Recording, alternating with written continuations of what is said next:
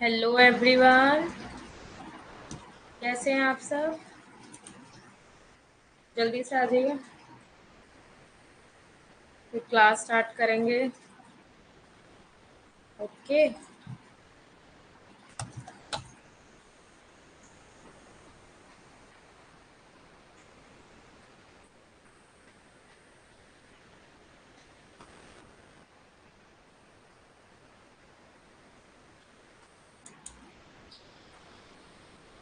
Very good evening.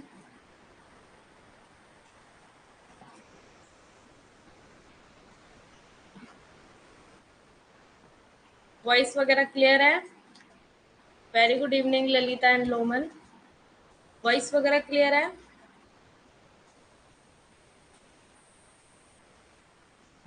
दिख रहा है, सब विजिबल है?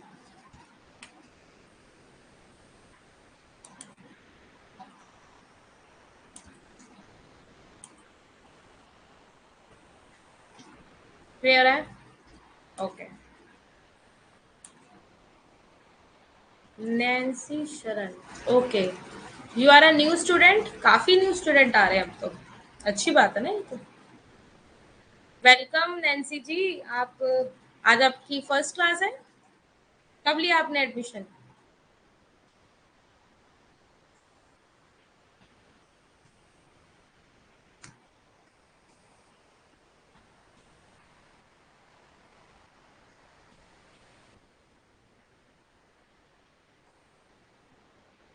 Okay, new. काफी बच्चे न्यू आ रहे हैं हमारी क्लास में, ये तो बहुत अच्छी बात है ना। So welcome. जल्दी से आ जाओ सब, फटाफट फटाफट आओ सब, फिर स्टार्ट करेंगे। और सब कुछ ठीक है? आप लोग पढ़ाई वढ़ाई ठीक से कर रहे हैं? आज ही लिया है, नैन्सी कह रही है आज ही लिया है। ओके। स्कॉलरशिप स्टूडेंट नहीं हो आप नैन्सी? आप स्कॉलरशिप स्टूडेंट नहीं हो क्या?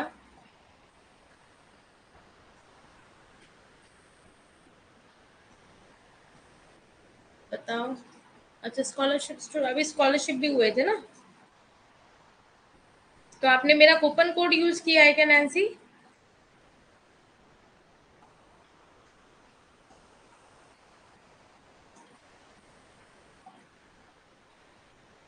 आपने आशिया स्टैंड वाला कूपन कोड यूज किया है? अच्छा, यूट्यूब पे देखा था क्या? ओके, अच्छी बात है। करना चाहिए था ना आपको, और 10% का डिस्काउंट मिलता। तभी तो मैं पूछती हूँ बच्चों से, क्योंकि इसमें 10% का आपको और डिस्काउंट मिलता है।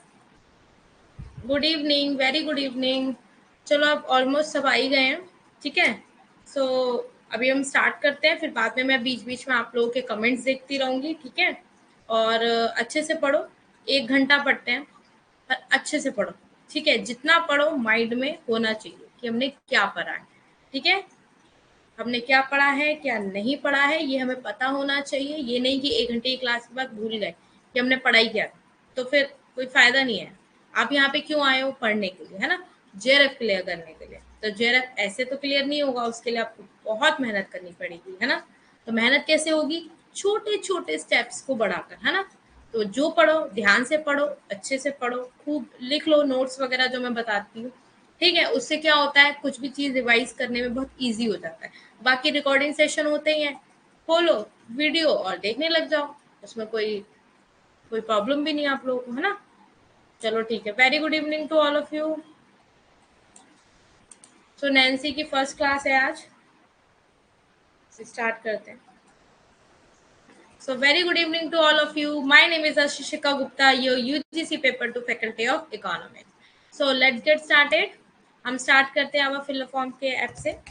ये हमारे चैनल्स हैं सोशल मीडिया के, आपको पता है। इन्हें ज्वाइन करिए। इन्हें ज्वाइन करने से आपको कोई भी न्यू अपडेट होता है, कोई भी न्यू इन्फॉर्मेशन होती है ना, एग्जाम से रिलेटेड या कोई भी एप्लीकेशन फॉर्म से रिलेटेड या आपका कोई भी आपकी इंफॉर्मेशन होती है, तो क्या होता है वो आपको मिल जाती है ना। जब आप ग्रुप ज्वाइन करते हो उसके अंदर सारी अपडेट्स आती रहती हैं, तो आपको फिर कहीं और परेशान होने की या कुछ कहीं और भी जाने की कोई नीड ही नहीं है ना। तो इसलिए आप इनको ज्वाइन कर लो। आपको इन तीनों चैनल्स को ज्वाइन करना चाहिए, जिससे आपको कोई भी इंफॉर्मेशन होगी वो मिल जाएगी, है ना। नेक्स्ट आ जाते हैं। आप देख पा रहे होंगे paper first and paper second both इस बार आपको मिल रहे हैं, नोट्स मिल रहे हैं, PYQ विद आंसर मिलते हैं, आपको 100+ मॉक टेस्ट मिलता है, क्विजेज मिलते हैं, नोट्स मिलते हैं, सैम्पल पेपर मिलते हैं, only on fill a form पे। सो आप मेरा यूज कोड कर सकते हैं, यूज कोड आशी एस्टेंट, so you will get 10% off any fill a form courses पे। ठीक है, आपको क्या मिलता है, 10% का ऑफ मिलता है। ठीक है, अगर आप क्या करते हैं, आशी एस्टेंट ये मेरा कूपन कोड यूज करते हैं। ठीक है, सो दिसंबर न्यू बैच आपका स्टार्ट हो चुका है, आपको पता है ऑलरेडी स्टार्टिंग ही है। सो पेपर फर्स्ट 1999 और पेपर सेकंड 1999, एंड अगर बोथ लेते हैं तो 2999 है ना। तो यहाँ पे आपको 1000 रुपीज का प्रॉफिट हो रहा है, बेनिफिट हो रहा है यहाँ पे, है ना। तो आपको बोथ लेना चाहिए, क्योंकि आपको पता है एक पेपर से तो आपका JRF क्लियर होने नहीं वाला, आपको दोनों की नीड होगी, है ना। तो आपको पता है यहाँ पे लाइव क्लासेस होती है हमारी, 1-to-1 होके हम बात करते हैं, क्लास करते हैं, कोई प्रॉब्लम होती है तो उसे सॉर्ट आउट भी करते हैं, है ना। आपको नोट्स मिलते हैं पर डे, जो आप पढ़ते हो वो नोट्स भी आपको प्रोवाइड हो जाते हैं। So I am your mentor Ashishika Gupta, जैसे कि आप स्क्रीन पे देख देख पा रहे हैं। सो ऐप पे आपकी क्लासेस होती हैं 8 बजे, अभी आप देख रहे हैं 8 बजे आपकी क्लास हो रही है मंडे टू थर्सडे, एंड आपकी यूट्यूब पे क्लास होती है 10 बजे फ्राइडे एंड सैटरडे को, 2 दिन क्लास होती है आपकी यूट्यूब पे, फ्राइडे एंड सैटरडे को। सो नेक्स्ट आ जाता है how to download notes. Notes को कैसे डाउनलोड करना है, जैसे आप और भी अदर एप्स को इंस्टॉल करते हैं ना प्ले स्टोर पे जाके, एज इट इज आपको क्या करना है, फिल फॉर्म को इंस्टॉल करना है ना। और ये क्या है, इसकी वेबसाइट है, और ये क्या है, ये नंबर है ना, ये कॉन्टेक्ट नंबर है, और ये क्या है, वेबसाइट है। तो आपको कोई भी प्रॉब्लम आती है तो आप क्या कर सकते हैं, इस नंबर पे कांटेक्ट कर सकते हैं, इस वेबसाइट पे आप कांटेक्ट कर सकते हैं। सो जिसने भी खुद को खर्च किया है, दुनिया ने उसी को गूगल पर सर्च किया है, इसलिए कहते हैं मेहनत करनी है, मेहनत करने से डरना नहीं है। So let's get started with our motivation. Motivation, without motivation I know वो क्लास में बात ही नहीं आती है। जब आप मोटिवेशन करके क्लास करते हो तो आपके अंदर एक अलग ही एनर्जी हो जाती है ना। जैसे आप ग्लूकॉन डी पीते हो या ग्लूकोज पीते हो तो उसके बाद क्या होता है, आपको एनर्जी आ जाती है ना, 1 घंटा 2 घंटा काम करते हो, फिर चाहे लो हो जाओ, वो बात अलग है। तो ऐसे ही आपके लिए क्या है, ये ग्लूकोज है, क्या है, ग्लूकोज, है ना। If you can dream it, you can do it, never give up. अगर आप कोई सपना देखते हैं, if you can dream it, तो यू कैन डू इट, आप कर सकते हैं ना। अगर सपना भी देख सकते हैं तो आप क्या कर सकते हैं, उसे पूरा भी कर सकते हैं। और कभी नेवर गिव अप नहीं करना चाहिए, कभी भी आपको गिव अप नहीं करना चाहिए। अब इसमें इस पिक्चर से आप बहुत कुछ रिलेट कर सकते हो अगर करना चाहो तो। एक बार बताओ, सन है ये हमारा, सन देख पा रहे हो, ये कभी आता है, आपने देखा कभी ये बोलता हो, अरे मैं तो सुबह नहीं निकलूंगा, मैं तो रात में निकलूंगा, आज मुझे आलस आ रहा है या कुछ आ रहा है। तो कुछ चीजें ऐसी हैं कि वो अपने टाइम से कभी भी इधर उधर होंगी तो दुनिया पूरी क्या हो जाएगी, इधर की उधर हो जाएगी। तो इन चीजों से कुछ सीखो। अब सुबह सुबह चिड़ियों की आवाज आती है, उठते हो, जो बच्चे सुबह उठते हैं वो रिलेट कर पाएंगे, जो लेट उठते हैं उनका तो कुछ कह ही नहीं सकते हम, उन्हें तो सुबह का जो एक नजारा होता है, सुबह जो एक प्रकृति नेचुरल आपको चीजें देखने को मिलती है ना, उससे भी आपका माइंड काफी फ्रेश होता है। जब आप मॉर्निंग में जल्दी उठते हैं तो क्या होता है, आपको बहुत जल्दी चीजें याद होती है, एक आपका एक फोकस रहता है चीजों पे। तो इसलिए जो नहीं सुबह उठता है जल्दी, वो सुबह उठना जल्दी शुरू कर दो। तो ये बातें बहुत काम की है, ठीक है। सो कुछ करना है लाइफ में तो थोड़ा सा जल्दी उठना शुरू कर दो। अब इनसे आप समझ पा रहे हैं एग्जाम्पल से कि कभी ये लोग अपने काम से पीछे नहीं हटते, नेवर गिव अप। तो क्या होता है, और सक्सेस होते हैं, दूसरों को भी रोशनी देते हैं, खुद भी अपना रोशन करते हैं, है ना। आज हमारी सेकेंड यूनिट स्टार्ट हो रही है, ग्रोथ एंड डेवलपमेंट। ठीक है, समझ में आ रहा है क्या हमारी यूनिट स्टार्ट हो रही है ना। विकास का अर्थ और आयोजन वाला, ठीक है। हम पढ़ेंगे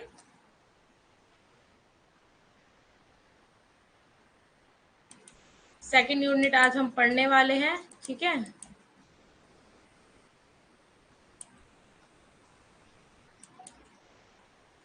ओके, इसमें हिंदी वाली डेफिनेशन में डालना भूल गई, कोई बात नहीं। अभी इससे समझ लो ये हिंदी का है, वो सॉरी ये इंग्लिश में है ना। जब नोट्स दूंगी तो आपको हिंदी का कन्वर्ट कर दूंगी। किसी को कुछ कहना तो नहीं है, एक सेकंड में आप लोगों के कमेंट देख लेती हूँ।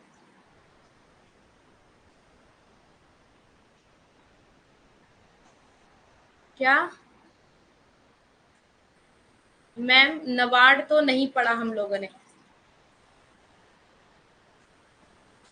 नैन्सी फर्स्ट क्या बेटा, फर्स्ट क्या लिखा है आपने? Very good evening Ravindra. Afreen Nawad तो उसके अंदर सारी चीजें आ गई हैं, और जो भी आपका अगर एक आध टॉपिक इधर उधर हुआ, नवाड पढ़ना इट्स नॉट कंपल्सरी, ठीक है। फिर भी आपकी सारी वो इंटरनेशनल में आपके सारे टॉपिक्स कवर अप हो गए हैं जो इम्पोर्टेंट है, ठीक है। अगर कोई भी इधर उधर रह भी जाता है तो हम जब मैराथन करेंगे तो उसके अंदर आपके सारे टॉपिक्स आ जाएंगे, उसमें आपको कोई टेंशन लेने की जरूरत नहीं है ना। और इस चीज को बिल्कुल माइंड से एकदम साइड करके रख दो, ठीक है। यूनिट कौन सी कराई है आपने? बेटा मेरी फर्स्ट यूनिट हो चुकी है इंटरनेशनल, और अब हम आज स्टार्ट कर रहे हैं ग्रोथ। और बहुत अच्छी बात है कि आज अब क्लास में आई हो, न्यू यूनिट स्टार्ट हो रही है, और भी नए बच्चे कल आए थे, उनके लिए भी बहुत अच्छी बात है। आज से अब न्यू यूनिट पढ़ोगे तो आपको कोई कंफ्यूजन नहीं होगी, है ना। अलग से अपना इंटरनेशनल की भी वीडियो देखते रहो टाइम टू टाइम, दिन में जब भी टाइम मिले अपना वो भी कवर कर लो, ठीक है। और जब मैं मैराथन कराऊंगी तो आप लोगों को क्या कहते हैं वो पूरा अच्छे से समझाई दूंगी। हाँ, अदर यूनिट में भी है, अभी मैक्रो माइक्रो सब में आएगा, दैट्स वाई मैंने नहीं करा है। बट तुम इन सब चीजों को क्यों सोच रहे हो? इन चीजों को नहीं सोचना है। आज जो यूनिट करा रही हूँ वो करो। मैम मैक्रो तो ज्यादा टफ है। अरे आफरीन कैसी बातें करती हूँ बेटा। आफरीन हमने फर्स्ट टाइम पे जब जून वाला सेशन में हमने पढ़ा था तो हमने माइक्रो मैक्रो स्टार्ट किया था। तो माइक्रो मैक्रो तो स्टार्ट कर लोगे, ठीक है। फिर उसके बाद छोटी छोटी यूनिट्स रह जाती हैं। अब छोटी छोटी यूनिट्स पढ़ रहे हो अभी मान लो, ठीक है। फिर आपके एग्जाम के टाइम पे आप माइक्रो मैक्रो पढ़ोगे, सोचो कितना बेनिफिट वाली चीज होगी, और उसी में से ही ज्यादातर क्वेश्चन आते हैं। तो जब वो पढ़े होगे तो फ्रेश माइंड में होगा, और आप अभी जो पढ़ते हो वो भूल जाते हो अगले दिन, होता है ना। तो दैट्स वाई मैंने स्ट्रेटेजी बनाई थी कि अब लास्ट में पढ़ेंगे, जिससे कि लास्ट में नहीं मतलब अभी नेक्स्ट मंथ में मैं स्टार्ट करा दूंगी सेकेंड यूनिट के बाद माइक्रो। डोंट वरी, परेशान क्यों होना है, सारी यूनिट्स करनी है हमें तो। अब ये सब चीजें मत सोचोगे तो फिर नहीं पढ़ पाओगे अभी, ठीक है। ये सब साइड में रख दो, अब सिर्फ पढ़ो बस। सो आप इस पिक को देख के समझ पा रहे होंगे, है ना। सो आ जाओ, ग्रोथ एंड डेवलपमेंट, है ना। एक सेकेंड रुकना दो।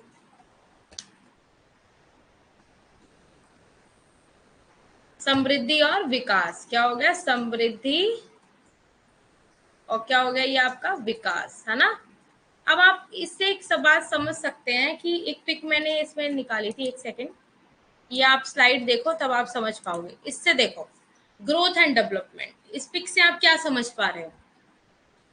ग्रोथ और डेवलपमेंट। अब ग्रोथ और डेवलपमेंट में मेजर फर्क क्या होता है कि आप देख पा रहे हो ग्रोथ में, देखो बच्चा पहले इतना छोटा था, फिर इतना बड़ा हुआ, फिर इतना बड़ा हुआ, फिर इतना बड़ा हुआ, फिर इतना बड़ा हुआ। तो क्या हो रहा है? उसकी ग्रोथ हो रही है। क्या हो रही है? उसकी ग्रोथ हो रही है। ग्रोथ एक फिजिकली भी आप देख सकते हो, समझ रहे हो? फिजिकली ग्रो ग्रोथ क्या होती है? फिजिकली क्या होती है? ग्रोथ फिजिकली देख पा रहे हो, आपके हाथ भी बढ़ रहे हैं, है ना, आपके पैर भी बढ़ रहे हैं, तो सब कुछ क्या हो रहा है? ये क्या हो रहा है? ये ग्रोथ हो रहा है। और डेवलपमेंट क्या होता है? जो क्वालिटेटिव भी होता है, क्वांटिटेटिव भी होता है। अब हम उसे हम पढ़ेंगे स्लाइड्स में, ठीक है। ये रहा। अब देख सकते हो कि इसके अंदर ग्रोथ के अंदर कि इंक्रीज होता है, बढ़ता है सम क्वांटिटी ओवर टाइम, है ना। The quantity can be physical, क्या होती है? फिजिकल। क्या होती है ग्रोथ? फिजिकली आप देख सकते हो। ग्रोथ इन हाइट, अब जैसे हाइट बढ़ रही है, एग्जाम्पल ले लो। अब हर इंसान की अपने अकॉर्डिंग हाइट बढ़ती है ना, तो वो क्या हो रहा है? ग्रोथ कर रहा है। ग्रोथ कर रहा है ना। एक टाइम पे क्या आता है? एक टाइम पे आके क्या होता है? ग्रोथ रुक जाती है। ग्रोथ क्या होती है? एक टाइम पे आके रुक जाती है, पर डेवलपमेंट नहीं रुकता है। इस बात को नोटिस कर लो, इस बात को नोट डाउन कर लो कि ग्रोथ क्या होती है? एक टाइम पे आके रुक जाती है, क्वांटिटी वाली देखी जाती है, क्वांटिटेटिव होती है ग्रोथ। क्या होती है? मात्रात्मक होती है। क्या होती है? मात्रात्मक। क्या होती है ग्रोथ? मात्रात्मक, ठीक है। मात्रात्मक होती है। आप उसे मात्रा में नाप सकते हैं, आप उसे जैसे देख सकते हैं कि ये ग्रोथ हो रही है, समझ रहे हो? उसे फिजिकली देख सकते हो आप लोग, है ना। जैसे मैं देख पा रही हूँ अपनी आईज से कि हाँ ये बच्चा छोटे से बड़े से बड़े से बड़ा हो रहा है, तो क्या हो रहा है? ये ग्रोथ हो रही है एक तरीके से, है ना। ग्रोथ हो रही है। अब ऐसे देश की भी ग्रोथ होती है। अब देश की ग्रोथ में आप देख लो, जीडीपी ले लो। अब जीडीपी क्या है? आपको पता ही है, ग्रॉस डोमेस्टिक प्रोडक्ट, सकल घरेलू उत्पाद, ठीक है। अब आपका ये ले लो, आपका क्या कहते हैं, नेशनल इनकम हो गई, और आपका ये क्या हो गया? पर कैपिटा इनकम। पर कैपिटा इनकम, पर कैपिटा इनकम, तो ये तीनों चीजें किसमें का कैलकुलेट हो जाती है, जीडीपी में, वो सॉरी ग्रोथ में। अब ग्रोथ में क्या होता है, अब मान लो अब आप कहोगे मैम सकल घरेलू उत्पाद का ग्रोथ से क्या लेना देना है, तो वो लेना देना ये है आपका कि जब जब आपके देश में रह के, घरेलू चीजों में रह के, जिस चीज में भी आपका विकास हो रहा है, कुछ हो रहा है आपका, आप देख पा रहे हो उसके अंदर क्वांटिटेटिव तरीके से चीजों में देख रहे हो, हमारे देश में समृद्धि हो रही है, तो वो ग्रोथ में कैलकुलेट होगी। अब नेशनल राष्ट्रीय आय के अंदर रहकर भी आप चीजें देखते हो, अब जीडीपी किस में हो रही है, राष्ट्रीय आय में रहकर ही तो हो रही है, नेशनल इनकम के अंदर ही तो जीडीपी आ रही है, जो हमारी नेशनल इनकम होती है उसके अंदर ही जीडीपी आएगी ना, बाहर थोड़ी ना आएगी, तो वो इसमें कन्वर्ट हो जाता है। अब पर कैपिटा इनकम मतलब प्रति व्यक्ति आय, अब प्रति व्यक्ति आय क्या हो गई, अब ये नहीं है कि जैसे प्रति व्यक्ति आय हर एक इंसान की क्या होती है, हर एक पर्टिकुलर इंसान की क्या होती है, इनकम, तो वो भी क्या किस में कैलकुलेट होती है, जीडीपी में। हमारे देश की जो भी पर कैपिटा इनकम होगी, पर पर्सन की, पर इंसान जो भी होगा, तो उसकी भी कैलकुलेट किस में होगी, जीडीपी में कैलकुलेट होगी, है ना, जीडीपी में कैलकुलेट होगी। तो आप उसे क्या कह सकते हैं, ग्रोथ कह सकते हैं। ये आपने कहीं सुना नहीं होगा, बट ग्रोथ की सिर्फ लोग यही डेफिनेशन दे देते हैं कि ग्रोथ एक मात्रात्मक है, फिजिकली आप देख सकते हो, इन लाइक हाइट और एज, ये सब चीजें आप देख सकते हो, एक टाइम पे आप पे आके ग्रोथ रुक जाती है, समृद्धि रुक जाती है। बट ये भी एक पॉइंट बहुत इंपॉर्टेंट है कि जीडीपी और नेशनल इनकम और पर कैपिटा इनकम, सकल घरेलू उत्पाद, आपका ये राष्ट्रीय आय और प्रति व्यक्ति आय, ये भी सब किसमें इसमें आते हैं, ग्रोथ के अंदर, किसमें आते हैं, ग्रोथ के अंदर, है ना। किसी को कोई प्रॉब्लम तो नहीं है इसमें, ठीक है। आगे डेवलपमेंट पढ़ते हैं। डेवलपमेंट में क्या होता है, विकास, क्या होता है, विकास। अभी क्वालिटेटिव भी होता है डेवलपमेंट और क्वांटिटेटिव भी होता है, मतलब इसके अंदर क्वालिटी वाइज भी चीजें भी होती है ना। क्या होता है इसमें, development is systematic and orderly change, मतलब एक सिस्टम से चेंज होता है इसके अंदर, है ना। और इसके अंदर क्या होता है, लाइव एंड आइदर गेन और लूज एबिलिटीज होती है, इसके अंदर क्या होती है, मतलब लूज भी कर सकते हो आप, और क्या कर सकते हो, गेन भी, फायदा भी ले सकते हो, है ना। एक सेकेंड,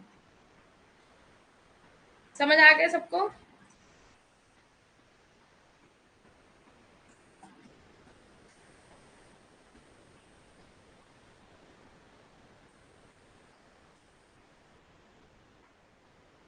तो क्या होता है, इसको भी क्या बोलते हैं, कि इसको बोलते हैं, आप अपना इसको बोल सकते हो एक तरीके से, एक लाइन थी, एक सेकेंड, हाँ। डेवलपमेंट एक तरीके से हो जाता है आंतरिक, ये बहुत इंपॉर्टेंट टॉपिक है, आंतरिक ग्रोथ तो एक्सटर्नल देख पा रहे हो आप, डेवलपमेंट में क्या हो रहा है, आंतरिक देख पा रहे हो, आंतरिक विकास। कैसा विकास हो रहा है आपका, आंतरिक विकास। कैसा विकास हो रहा है आप लोगों का, आंतरिक विकास हो रहा है ना। उसके अंदर क्या देख रहे हो कि हाँ, एक्सटर्नली चीजें, उंगली बड़ी हो रही है, छोटी हो रही है, पैर बड़ा है, छोटे से बड़ा हो रहा है, तो ये सब चीजें किस में देख पा रहे हो, ग्रोथ में देख पा रहे हो, है ना। किस में देख पा रहे हो, ग्रोथ में। चलो, अब समझ आ गया, क्यों, समझ आ गया, स्टेप बाय स्टेप ग्रोथ, धीरे धीरे बढ़ना, हाँ जी, धीरे धीरे बढ़ना, क्या एक तरीके से आप देख पा रहे हो ना उसको, ग्रोथ को आप देख पा रहे हो, अपनी आंखों से देख पा रहे हो कि हाँ, आप किस पर्सन को नहीं देख रहे हो कि वो लाइक बूढ़ा भी हो रहा है, पहले जवान, छोटा था, फिर जवान था, फिर बूढ़ा था, तो क्या हो रहा है, ग्रोथ हो रही है ना उसकी, ग्रोथ हो रही है। ओके, सो फिर नेक्स्ट हम पढ़ते हैं। अब ये कह रहा है मेजरमेंट कर रहे हो आप विकास को, अब आप विकास को क्या कर रहे हो, डेवलपमेंट को भाई मेजर कर रहे हो। अब ये आ गया ग्रॉस नेशनल प्रोडक्ट, अब जीएनपी आ गई इसके अंदर। अब जीएनपी क्या बताती है, जीएनपी कहती है कि आर्थिक विकास को मापने के तरीकों में से इस प्रकार आप माप सकते हो कि राष्ट्रीय आय एक लंबी अवधि में वृद्धि समय को दिखाता है, एक लंबी लंबी अवधि में, मतलब एक डेवलपमेंट एक टाइम पीरियड लेता है ना, लंबा टाइम पीरियड लेता है, लंबी अवधि में। तो इस चित्र में आप समझाया गया है कि एक जहां पर टी लिया गया है क्षैतिज अक्ष पर और समय के संदर्भ पर, जीएनवी परिवर्तन ऊर्ध्वाधर अक्ष पर, या आप डायग्राम देख लो, कहाँ गया डायग्राम,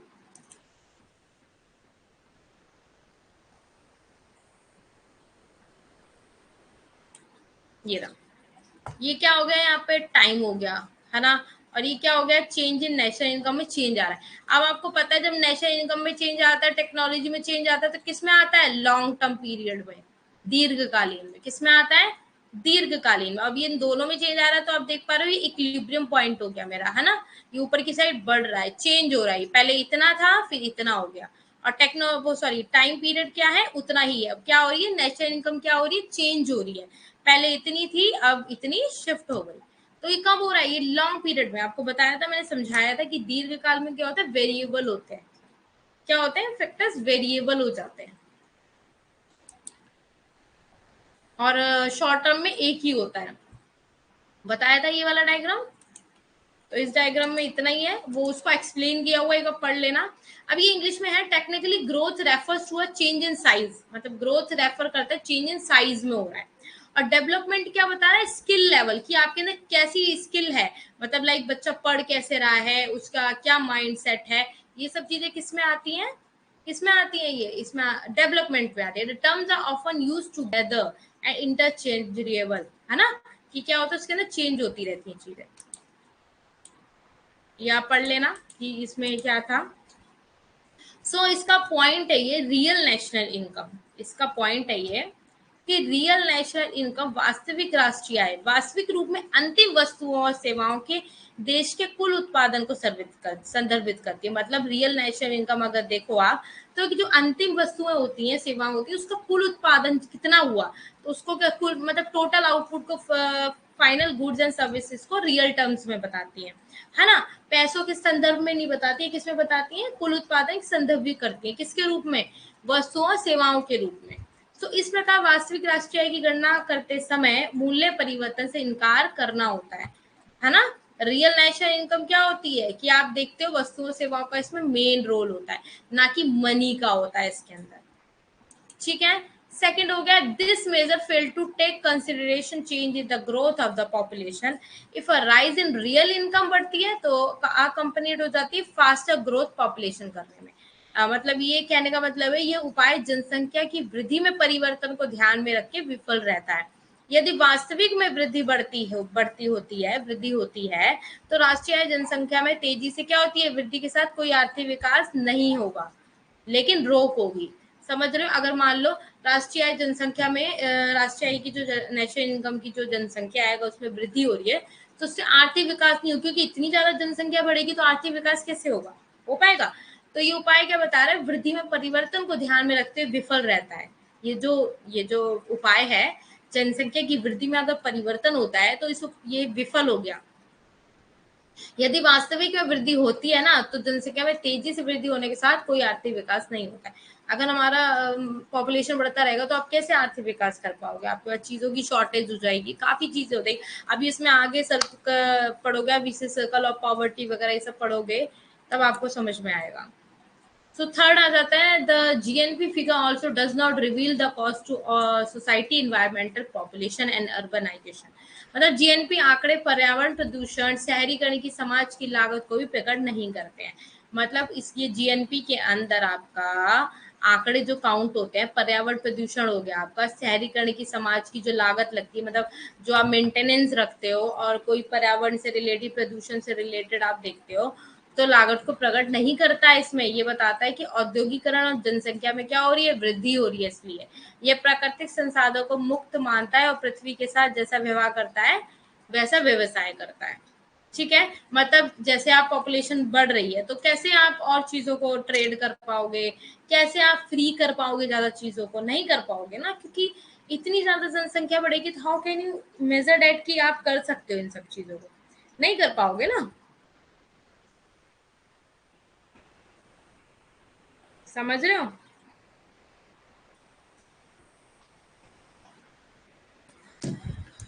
सो फोर्थ पॉइंट आ जाता है, इसके अलावा ये हमें अर्थव्यवस्था में आय के वितरण के बारे में कुछ नहीं बताता है। मतलब इसके अलावा ही हमें अर्थव्यवस्था में आय के वितरण के बारे में कुछ नहीं बताता कि इनकम को कैसे डिस्ट्रीब्यूशन करते हैं आप इकोनॉमी में, ये भी ये नहीं बताता है ना। सो ग्रोथ एंड डेवलपमेंट देख लिया आपने।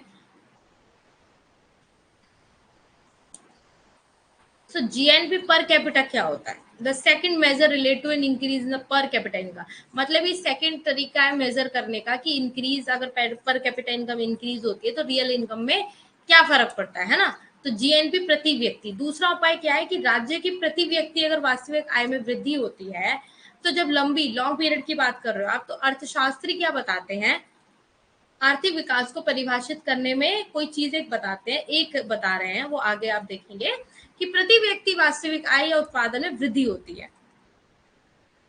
ये वाली लाइन है कि मियर आर्थिक विकास को प्रक्रिया के रूप में परिभाषित करता है, प्रक्रिया के रूप में, कि अगर कुछ बढ़ रहा है, प्रति व्यक्ति आय वगैरह वास्तविक आय वगैरह बढ़ रही है, तो उसे प्रक्रिया के रूप में लेता है, जिससे किसी देश की वास्तविक प्रति व्यक्ति आय लंबी अवधि में निम्नलिखित के अधीन बढ़ जाती है।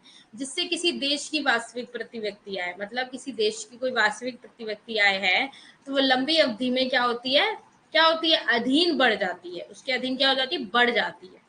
प्रति व्यक्ति आय क्या होती है किसी देश की, जब आय लंबी अवधि लॉन्ग पीरियड की बात होगी तो उसके अंदर तो बढ़ेगी, शॉर्ट टर्म पीरियड में तो थोड़ी चीजें इधर उधर हो जाती है ना। शर्त है कि पूर्ण गरीबी रेखा से नीचे के लोगों को संख्या में वृद्धि नहीं होती है। मतलब अगर इसमें पूर्ण गरीबी रेखा की बात करी जाए, तो नीचे के जो लोग होते हैं उसमें वृद्धि नहीं होती है ना, इसके अंदर वृद्धि क्या नहीं होती है। अब ये पॉइंट है कि प्रति व्यक्ति आय में वृद्धि से जनता का वास्तविक जीवन स्तर नहीं बढ़ सकता है। अगर पर कैपिटा इनकम बढ़ रही है किसी की, तो उससे आय में वृद्धि से किसी की आय में तो हर किसी की जीवन स्तर थोड़ी ना बढ़ जाएगा। किसी पर कैपिटा की बात हो रही है ना, वो तो हर एक इंसान की अलग इंडिविजुअल बात कर रहा है। तो ये संभव है कि जबकि प्रति व्यक्ति वास्तविक आय बढ़ रही होती है, तो प्रति व्यक्ति खपत गिर रही होती है। अगर किसी की आय बढ़ भी रही है तो किसी की घट भी रही है। तो लोग हो सकता है कि बचत की दर में वृद्धि हो रही हो, मतलब लोग क्या कर रहे हो, कई लोग खर्चा कर रहे हैं, कई लोग नहीं कर रहे हैं, कई लोग सेव कर रहे हैं, है ना। तो सरकार स्वयं बढ़ी हुई आय का उपयोग कर रही समझ रहे हो सकता है सरकारी इसका यूज कर रही है ना, इसका बेनिफिट उठा रही हो। क्या होता है, N increase in per capita income, अगर इंक्रीज हो रहा पर कैपिटा इनकम, तो may not raise the real standard of living of the mass. ये रियल स्टैंडर्ड नहीं है रहने का, मतलब it is possible that while per capita income real income is increasing, मतलब ये पॉसिबल है कि पर कैपिटा जो रियल इनकम है वो बढ़ रही है, per capita consumption might be falling, consumption क्या हो रहा है, गिर रहा है। तो people might be increasing the rate of saving, क्या हो सकता है, पीपल क्या कर रहे हो, अपने रेट ऑफ सेविंग के इंक्रीज कर रहे हो, सेविंग बढ़ा रहे हो।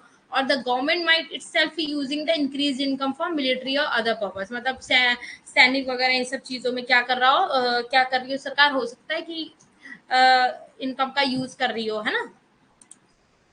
अब सेकंड पॉइंट क्या आता है कि देयर इज अनदर पॉसिबिलिटी, मतलब इसके अंदर एक अनदर पॉसिबिलिटी है of the masses remaining poor despite an increase the real GNP per capita if the increase income goes to the few rich instead of going to many poor, मतलब वास्तविक GNP में अगर वृद्धि हो रही है तो गरीब रहने की एक और संभावना हो गई इसके अंदर, है ना। एक और संभावना हुई, यदि बढ़ी हुई आय गरीबों के पास जाने के बजाय कुछ अमीरों के पास चली जाएगी, तो क्या अब आपकी जीएनपी बढ़ रही है, ठीक है, उसका अमीर ही फायदा उठा रहे हैं, तो गरीबों को क्या फायदा मिलेगा, कोई फायदा मिलेगा नहीं मिलेगा, तो वो और गरीब हो जाएंगे। बढ़ी हुई आय गरीबों के पास जाने के बजाय कुछ अमीरों के पास चली जाती है ना। थर्ड पॉइंट है कि इस तरह का एक उपाय समाज की संरचना, एक सेकंड में आप लोगों के कमेंट देख लेती हूँ, किसी का कहीं कोई क्वेश्चन होगा, फ्लो में ध्यान ही नहीं रहा पूछने का। समझ आ रहा है, ग्रोथ फर्स्ट यूनिट से सेकंड यूनिट धीरे धीरे बढ़ता जाएगा, मतलब मैं समझी नहीं क्या कह रहे हो आप रविंद्र, क्या कह रहे हो आप।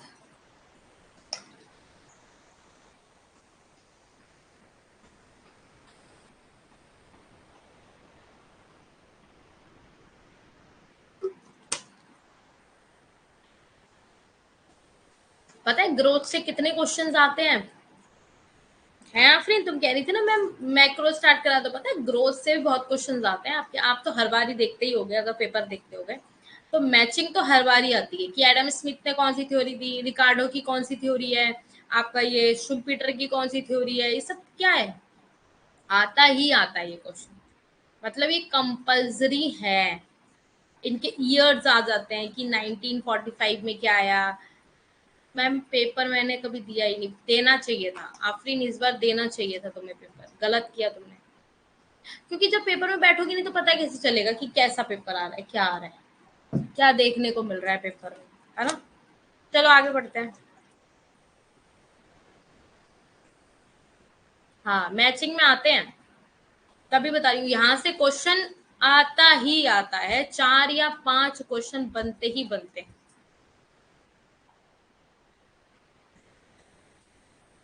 डाटा बहुत, मैं तो इस बार पेपर देख के ही हिल गई थी। इस बार पेपर सच में बहुत टफ। अब डाटा का ये है ना, इस बार इन्होंने मैथमेटिकल पोर्शन डाल दिया था, बट हर बार ऐसा नहीं कि मैथमेटिकल डालेंगे। अब इनकी स्ट्रेटेजी मत जाओ, इनका कुछ नहीं पता, कभी क्या पता आपका एग्जाम एकदम इजी दे देंगे और कभी इतना टफ दे देंगे कि बच्चा बिल्कुल कंफ्यूज हो जाएगा। तो पर यूनिट को अच्छे से करके जाना है, ये नहीं कि अब तुम ये मत सोचना कि माइक्रो मैक्रो ही इंपॉर्टेंट है। अब इनका कुछ नहीं पता, ये कहीं से भी कोई से भी यूनिट से सारे क्वेश्चन उठा के आपके रख देंगे, इनका ऐसा हो गया। समझ रहे हो। इस बार था। हाँ, तो इस बार था, मैं तो बोल रही हूँ ना, इस बार था, नो डाउट। वो तो ये लोग, इनका तो एनटी वालों का आप कोई भरोसा मत करो, ठीक है, अपनी पूरी तैयारी करो और एमसीक्यू पीवाईक्यू ज्यादा से ज्यादा करो, क्योंकि करोगे नहीं तो फिर समझ में नहीं आएंगे ना चीजें। क्वेश्चंस मैं इसीलिए कराती हूँ ज्यादा। ठीक है, चलो पढ़ते हैं फिर, ठीक है। ज्यादा पढ़ते पढ़ते भी रहो ना तो भी आपको बोरिंग लगने लग जाता, थोड़ा सा फिर बात बात कर लो तो चीजें दोबारा समझ में अच्छे से आ जाती है ना। अब थर्ड क्या है इसके अंदर, थर्ड पॉइंट क्या है।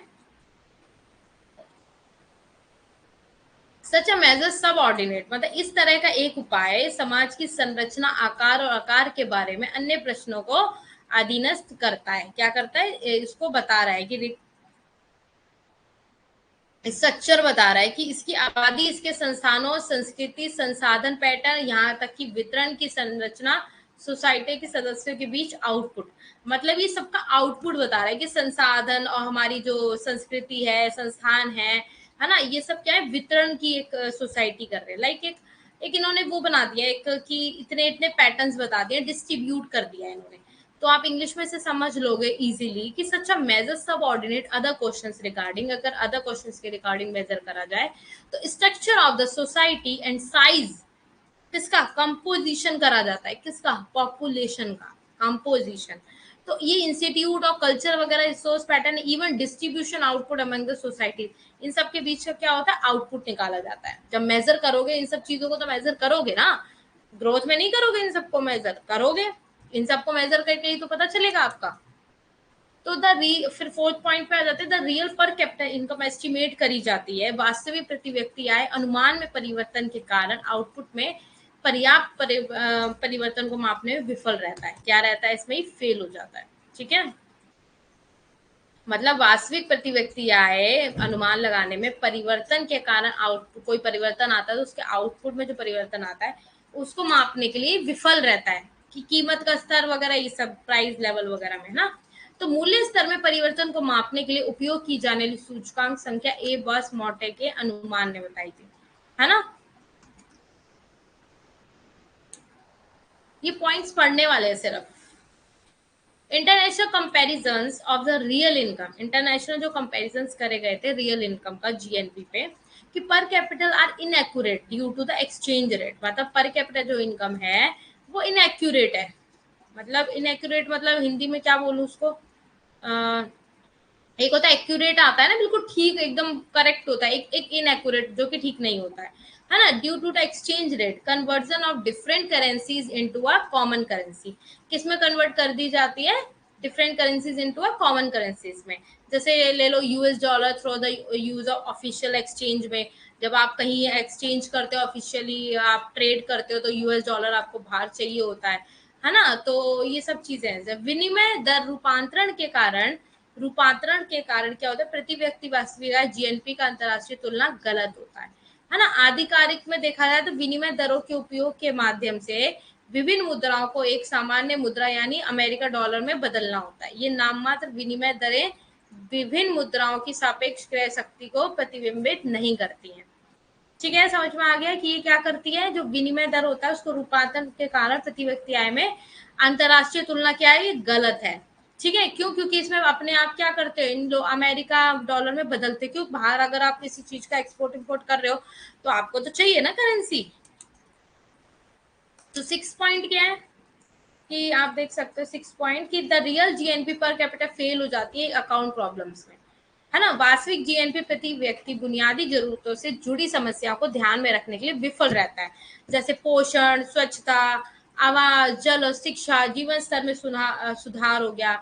बुनियादी कोई जरूरतें हैं हमारी प्रदान करना, प्रति व्यक्ति जीएनपी वृद्धि करना नहीं मापा जा सकता। समझ रहे हैं, इन सब चीजों को नहीं मापा जा सकता। अब हमारा थर्ड पॉइंट आ गया वेलफेयर।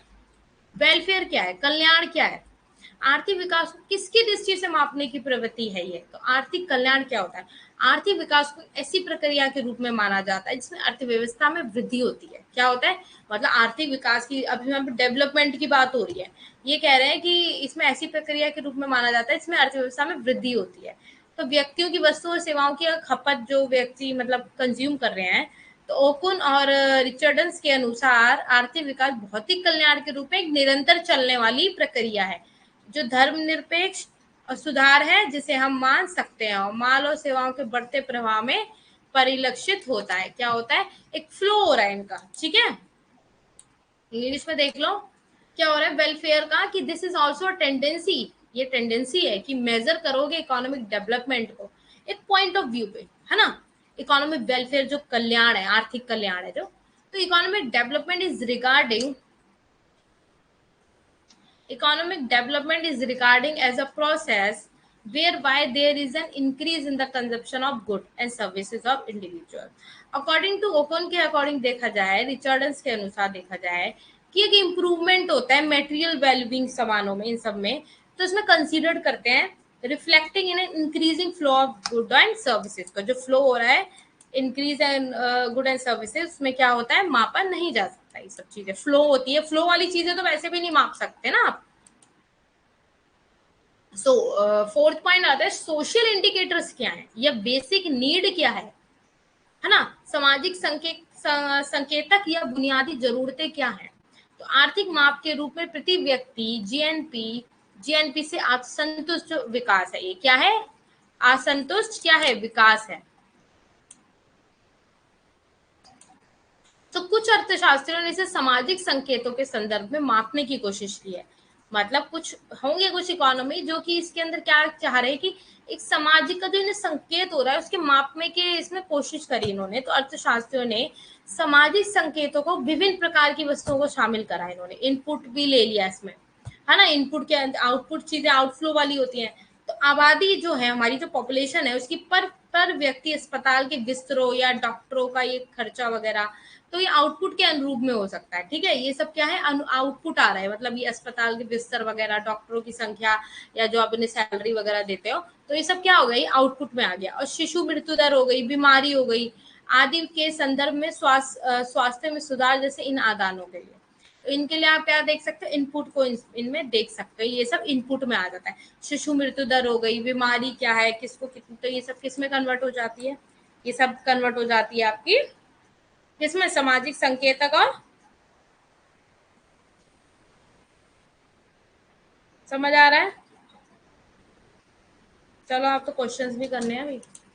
सो हिकेन ने क्या बोला था, बेसिक नीड इंडिकेटर कौन से हैं, जरूरत के indicator, health life expectancy at birth, मतलब अच्छा इसका हिंदी में नहीं है, कोई बात नहीं, इंग्लिश में समझ लो।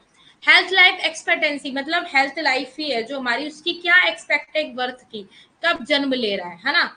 एजुकेशन की जो लिटरेसी है वो प्राइमरी स्कूल में एनरोल करा जाता है, उससे क्या होता है, पॉपुलेशन का पता चलता है। फूड कैलोरी सप्लाई पर हेड, फूड की जो कैलोरी है वो पर पर्सन के हिसाब से सप्लाई होती है। वाटर की supply, infant mortality and percentage of population with access to portable water, जो वाटर की सप्लाई करते हो, इन्फेंट मोर्टेलिटी देखते हो, है ना, तो ये परसेंटेज पॉपुलेशन पे डिपेंड होती है। और सैनिटेशन क्या होता है, एक मोर्टेलिटी और परसेंटेज को ये लोग क्या करती है, क्या करता है ये, एक परसेंटेज में डिवाइड करता है कि कितने लोग इन सब चीजों का यूज कर रहे हैं। हाउसिंग को देख कर लेते हैं, हाउसिंग नन, मतलब हाउसिंग का इसमें नहीं आता है, नन लिखा है ना इसमें, तो नहीं आता। ये हिक्स एंड स्टीटन ने बोला था कि ये 6 सोशल इंडिकेटर है फॉर बेसिक नीड के लिए। कुछ बेसिक नीड का आपको पता है हमारी जरूरतें होती हैं, तो वो यही है कि अब लिमिटेशंस आ गई, अब इसमें सीमाएं आ गई कि आर्थिक माप के रूप में सामाजिक संकेतों की सीमित क्या है, संकेतों की सीमाएं हैं क्या है।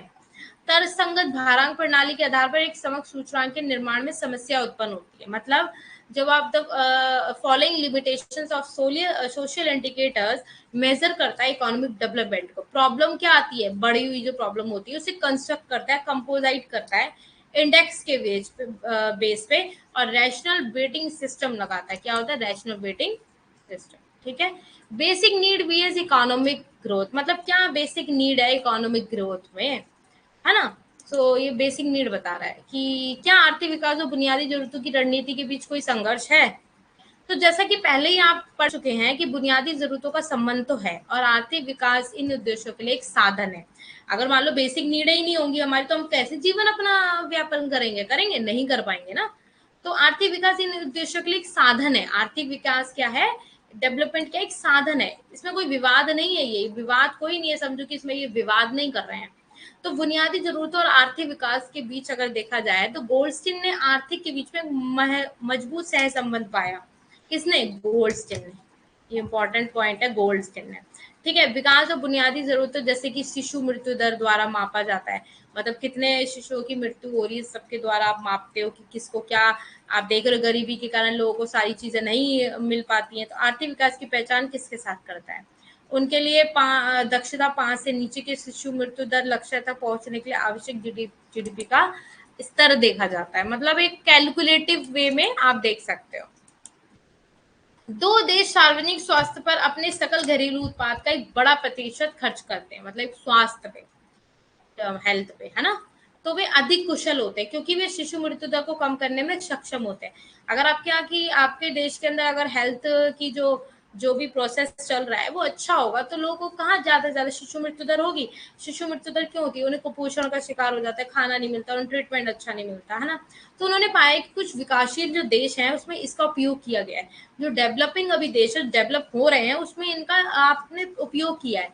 क्यों, क्योंकि आपने ये सब स्वास्थ्य से रिलेटेड इन सब चीजों के आपने फैसिलिटी दिया है, तो शिशु मृत्यु दर में कमी आई है ना। तो इसमें क्या कहता है कि स्वास्थ्य और शिक्षा की बुनियादी जरूरतों को पूरा करने के लिए मामूली संसाधन, जैसे कुछ मामूली संसाधन होते हैं स्वास्थ्य और शिक्षा की बुनियादी को जरूरत पूरा करने के लिए, ये लोग इसे देते हैं, है ना। तभी क्या इन देशों में क्या हो रहा है, इन देशों में फायदा हो रहा है। अब आगे आपका ह्यूमन डेवलपमेंट, एचडीआई, मानव विकास सूचकांक। अब लाइफ एक्सपेक्टेंसी क्या है, अब एचडीआई में आप देख रहे हो कि लाइफ एक्सपेक्टेंसी जो एक्सपेक्टेंसी आप कर रहे हो बर्थ के लिए, है ना, क्या जो जीने के लिए कोई लाइफ की एक्सपेक्ट कर रहे हो। एवरेज एजुकेशन लेवल का जो एक एजुकेशन का लेवल होना चाहिए एवरेज, वो इसमें देखा जाता है। ठीक है। और स्टैंडर्ड ऑफ लिविंग देखा जाता है, पर कैपिटल इनकम कितनी है, नेशनल इनकम कितनी है, किसमें देखते हो आप, एचडीआई में। किसमें देख रहे हो आप, एचडीआई में, है ना। तो अर्थशास्त्रियों ने एक दो या अधिक संकेतक को बताया कि सामाजिक संगीतों को मापने की कोशिश करी है एचडीआई में, कि मानव विकास के समग्र सूचकांक के निर्माण के लिए हम भौतिक गुणवत्ता को कैसे अध्ययन करते हैं। तो मॉरिस ने ये बात बताई थी कि पीक्यूएलआई और संयुक्त राष्ट्र द्वारा विकसित मानव विकास सूचकांक एचडीआई विकास प्रोग्रामर है। अब आप इसे हम कल डिटेल में पढ़ेंगे, उसका रीजन ये है कि अभी हम ये क्वेश्चंस करेंगे, क्यों, क्योंकि हमने एचडीआई और पीक्यूएलआई का कल पढ़ेंगे, इसे कंटिन्यू करेंगे। अभी हमें क्वेश्चंस भी करने हैं। ठीक है, टाइम ऑलमोस्ट हो ही रहा है फिर। ठीक है, पहले ये इससे रिलेटेड ये क्वेश्चन कर लो पहले। Economic development refers to economic growth plus change in output distribution and economic structure. Improvement हो रहा है in the well being of the urban population या sustainable increase in gross national product. First question है, आर्थिक विकास किसको संदर्भित करता है, आर्थिक विकास को, या आर्थिक विकास है उत्पादन वितरण और आर्थिक संरचना में परिवर्तन, या शहरी आबादी की भलाई में सुधार, या सकल राष्ट्रीय उत्पाद में सतत वृद्धि। क्योंकि क्वेश्चन की प्रैक्टिस कर लोगे ना तो आप लोगों को एक कॉन्फिडेंस आ जाएगा कि यस ये तो सही है। अब आप आंसर दे दो, मैं भी बैक जाके आपके आंसर्स पढ़ लूंगी। सब आंसर दे दो फटाफट।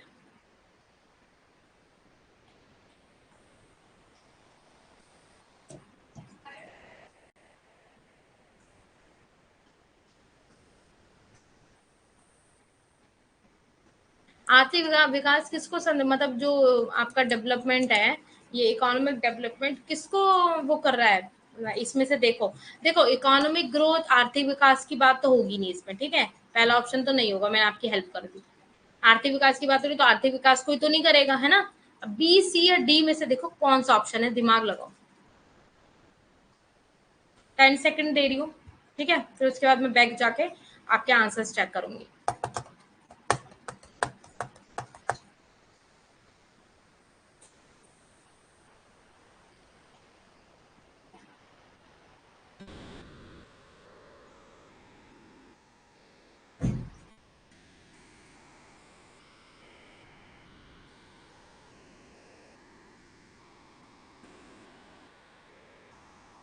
बताओ जल्दी। हो गया, ठीक है, अब मैं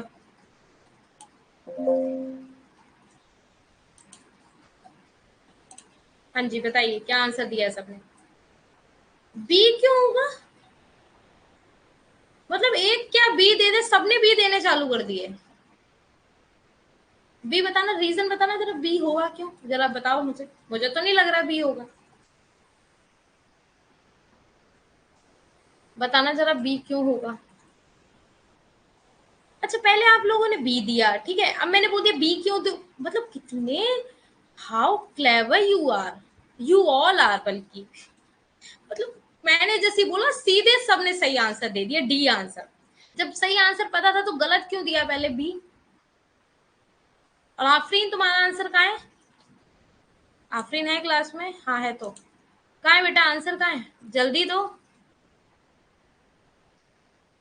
तो बहुत चालू हो तुम लोग, ये तो मुझे पता चल गया आज। सही है,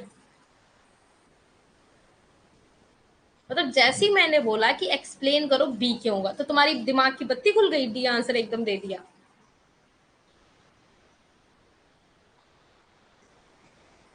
अब डी आंसर क्यों होगा? क्योंकि एक निरंतर चलने वाली प्रक्रिया है डेवलपमेंट, है ना? निरंतर चल रहा है, डेवलपमेंट एक निरंतर चलता है, रुकता नहीं है। ग्रोथ क्या एक टाइम पे रुक जाती है ना, रुक गई।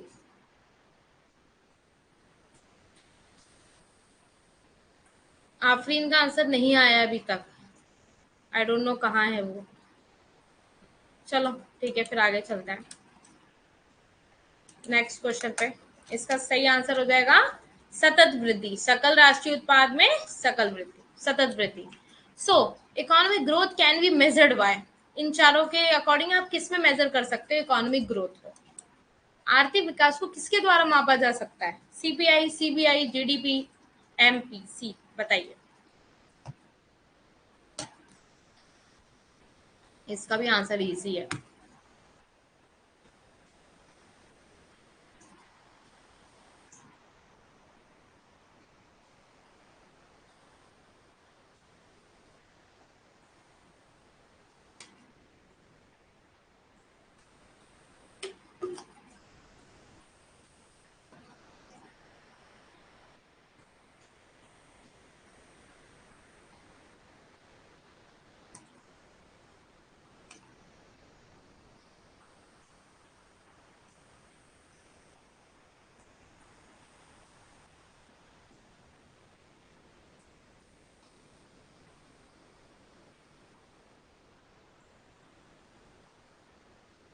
ठीक है, देखती हूँ मैं आंसर। ओके, बताइए क्या आंसर होगा। सबसे पहले ललिता राणा ने आंसर दिया है, वेरी गुड, ललिता राणा ने आंसर दिया है। उसके बाद आप लोगों का आंसर आया है। आफरीन आंसर क्यों नहीं दे रही है? इसका रिप्लाई भी नहीं आ रहा, कुछ भी हो सकता है, कुछ काम वाम कर रही होगी, कोई बात नहीं। चलो ठीक है, yes very good, the right answer is C. क्या हो जाएगा? जीडीपी। किसके द्वारा मापा जाता है? जीडीपी के द्वारा। The concept of economic growth is, आर्थिक विकास की अवधारणा के अब सॉरी, क्या बोल रही हूँ, आर्थिक विकास की अवधारणा है, क्या क्या है? आर्थिक विकास की अवधारणा के समान, या आर्थिक विकास की अवधारणा के संकरा, या आर्थिक विकास की तुलना में व्यापक, या आर्थिक विकास की अवधारणा से असंबंधित, क्या होगा?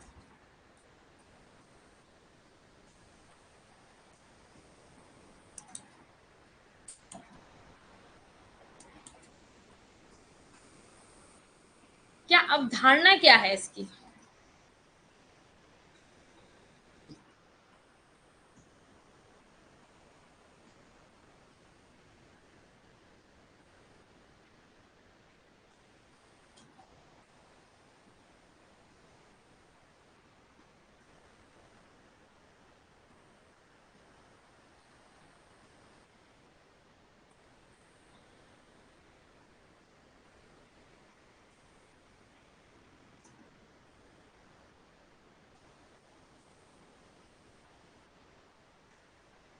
बताएं आंसर। चलो ठीक है।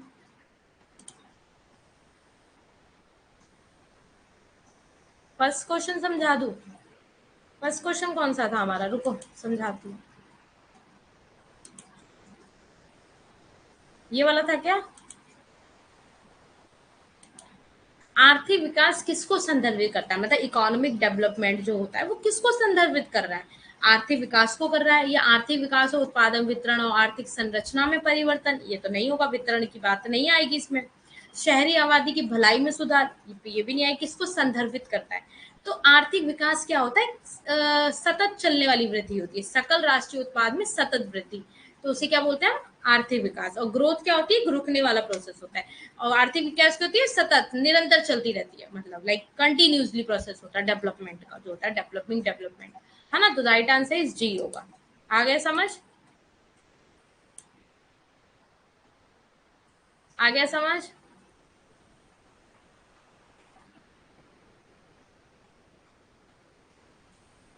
तुम लोगों ने आंसर दे दिए क्या? एक दो तीन चार। अच्छा ठीक है। ए, किसी ने ए बोला है, किसी ने सी बोला है। देखते हैं किसका आंसर ठीक है ना? कहाँ से? कौन सा क्वेश्चन था हमारा? ये थर्ड क्वेश्चन। जिसने भी आंसर बी दिया है, B is the right answer. B is the. आर्थिक विकास की अवधारणा क्या है? Narrower than the concept of economic development. एक नैरो है, कमी सी है इसमें, है ना? ग्रोथ में एक टाइम पे आके रुक जाती, चीजें नैरो हो जाती है, तो क्या बोलते हैं इसे? Concept of economic development. तो the rate of growth of an economy mainly depend किस पे है? एक अर्थव्यवस्था की वृद्धि दर मुख्य रूप से किस पर निर्भर करती है? किस पर निर्भर करती है, जल्दी बताओ। लास्ट क्वेश्चन है ये, सही बताना आंसर।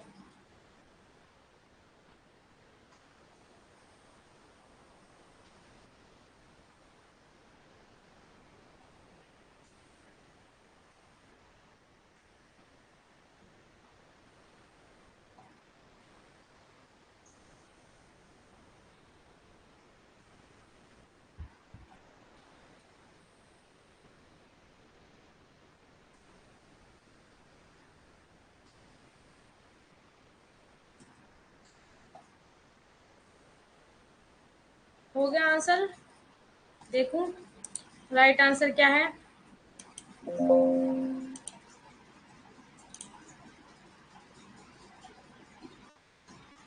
आफरीन तुम कहाँ गई थी? अभी इतनी देर से आंसर्स नहीं दे रही थी। थ्री क्वेश्चन हो चुके हैं, फोर्थ क्वेश्चन था।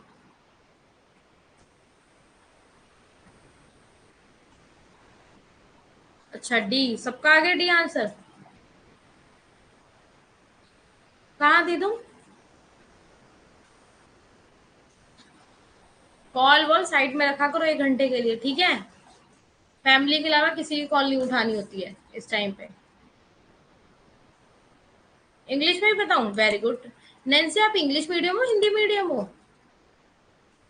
कोई बात नहीं, सॉरी बोलने की कोई नहीं है, कोई बात नहीं। हाँ नैन्सी, क्या आप इंग्लिश मीडियम हो हिंदी मीडियम हो? अच्छा अच्छा, कोई बात नहीं, कोई बात नहीं। कोई बात नहीं, फैमिली कॉल तो उठानी पड़ती है ना, कोई बात नहीं।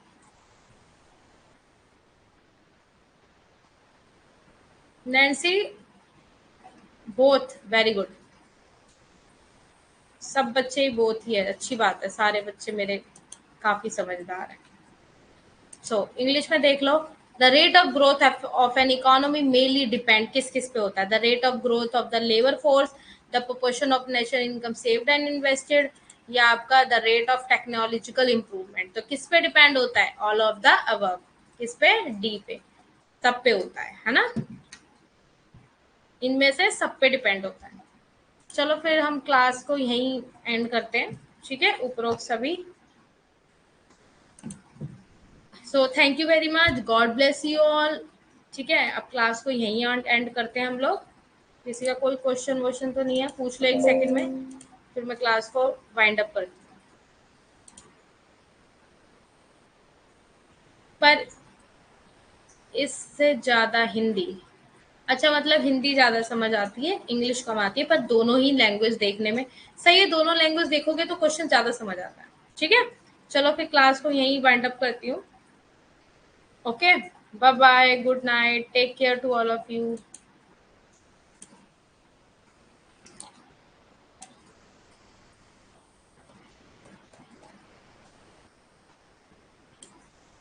Bye bye. Good night, everyone. So, hope you are today join the session. Okay. So, new student हैं वो अच्छे से मेहनत कर लो. ठीक है. Bye bye. Good night. Take care. God bless you all. Bye bye.